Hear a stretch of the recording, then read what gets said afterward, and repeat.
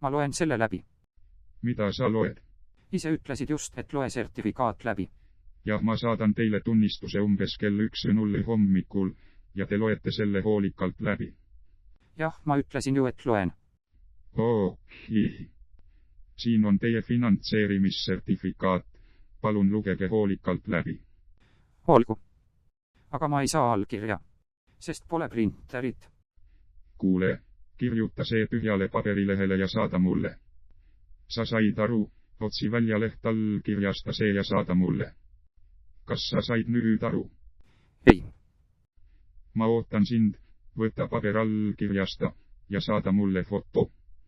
Ma proovin leida. Olgu, loodan nüüd, et olete sertifikaati lugenud.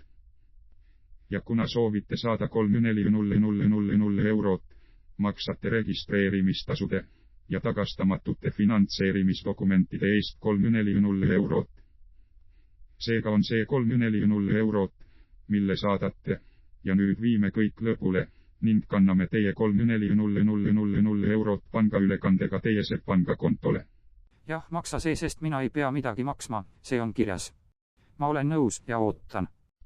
Härra, kuulge, see on tagastamatu rahastamine, ning registreerimis- ja taotlustasud on paratamatult märkimisväärsed. Sest ilma taotlustasudeta ei saa me tagastamatut finantseerimist lõpule viia, et saaksime teie pangakontole teha 34 euro suuruse pangaülekande. Lugege sertifikaati hoolikalt, seal on selgelt kirjas, et tagastamatu finantseerimistasu eest tuleb tasuda 34 eurot.